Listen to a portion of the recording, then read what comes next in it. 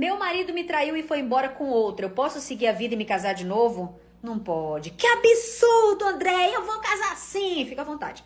Onde está escrito, André, que não existe segundo casamento? 1 Coríntios capítulo 7, versículo 10. Aos casados ordeno, não eu, mas o Senhor. Não sei nem se tu teme a Deus, né?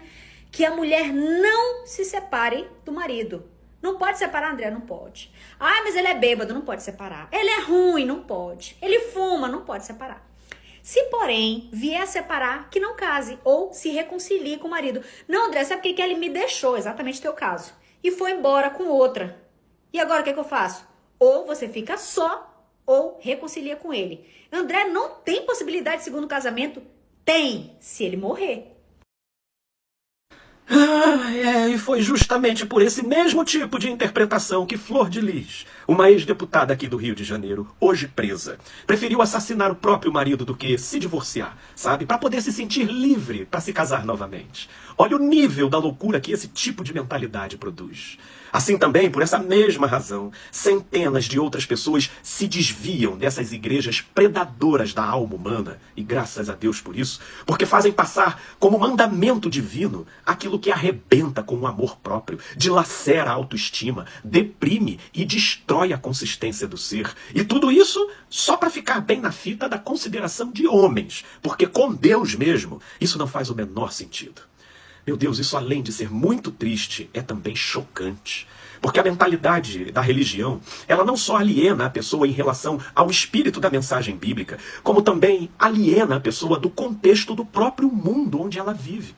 Porque uma resposta tão tacanha e irresponsável como essa não leva sequer em consideração as próprias estatísticas, onde uma pesquisa realizada recentemente, em 2022, constatou um aumento absurdo da violência doméstica e que do total de vítimas, 40%, quase a metade dessas mulheres vítimas de agressões físicas e verbais de seus companheiros, elas são o quê?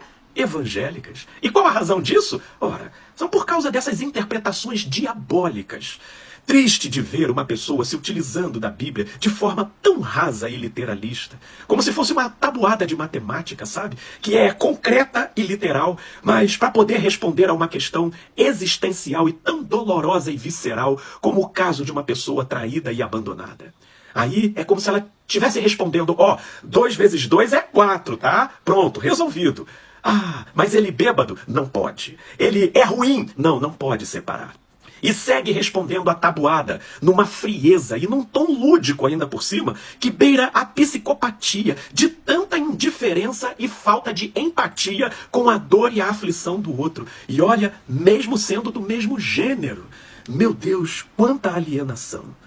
Olha, foi o próprio Jesus que no Evangelho de João, no capítulo 6, ao ter sido mal interpretado por seus ouvintes, por suas palavras terem sido levadas ao pé da letra, leia lá o capítulo 6 do Evangelho de João. Ele disse lá no verso 63, o Espírito é o que vivifica, a carne para nada aproveita. As palavras que eu vos tenho dito são Espírito e são vida. Nesse mesmo sentido, o apóstolo Paulo também fez a seguinte afirmação lá em 2 Coríntios 3,16, o qual nos habilitou para sermos ministros de uma nova aliança, não da letra, essa letra que recorta e faz interpretações literais do que está escrito, mas do Espírito, porque a letra literal e recortada, ela mata, mas o Espírito, que é a compreensão da mensagem essencial do texto, esse sim vivifica.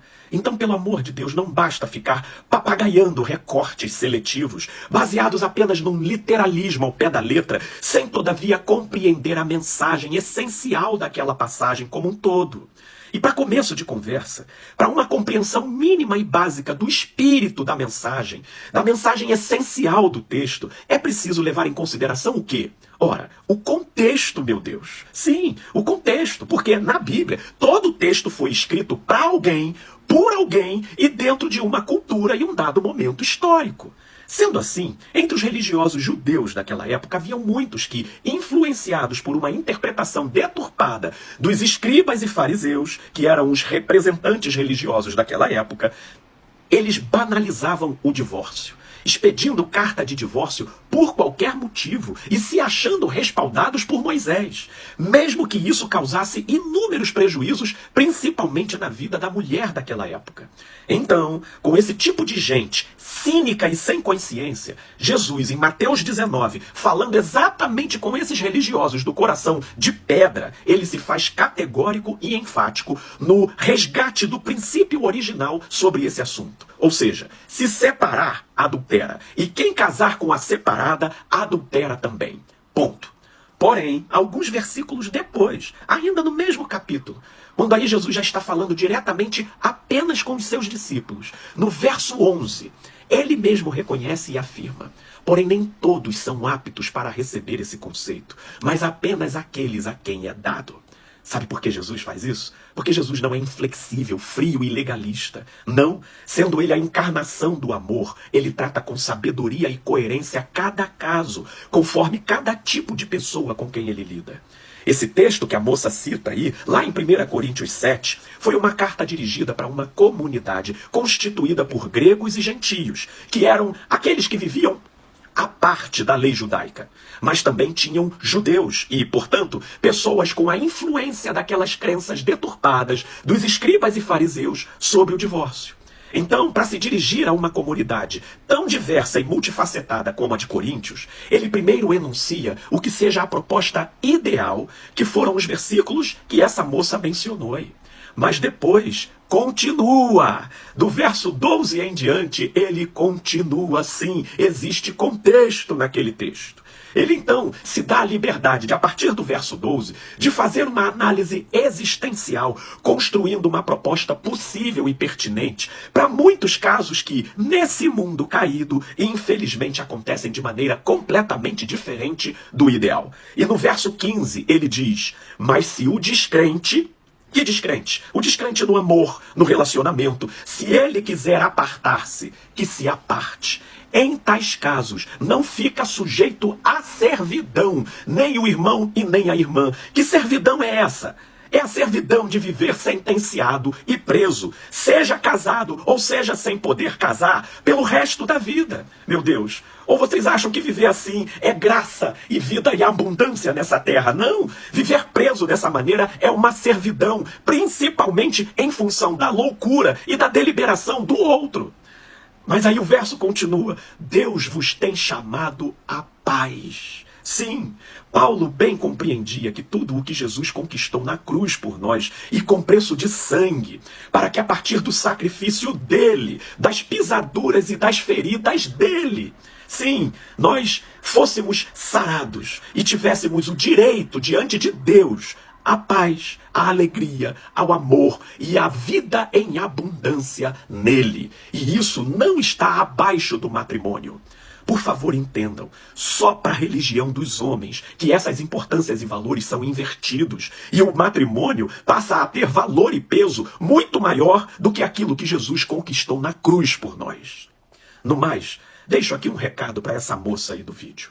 Olha, nesse mesmo critério interpretativo que você utilizou, fazendo esse recorte do livro de Coríntios, eu te convido a pegar o livro de Levítico e o livro de Deuteronômio, lá no Velho Testamento, e que também estão na Bíblia, no livro sagrado. Mas vai lá, e tem vários recortes para você pegar de maneira literal e aplicar na sua vida, sabe?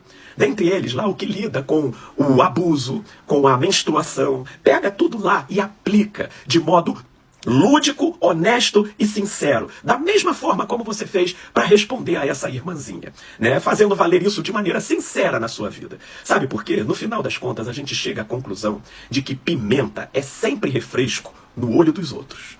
E é exatamente esse tipo de mentalidade que Jesus denunciou em Mateus 23, verso 4. Porque atam fardos pesados e difíceis de carregar e os põem sobre os ombros dos outros. Entretanto, eles mesmos nem com o dedo querem movê-los. Que Deus nos conceda luz, para que só então encontremos paz.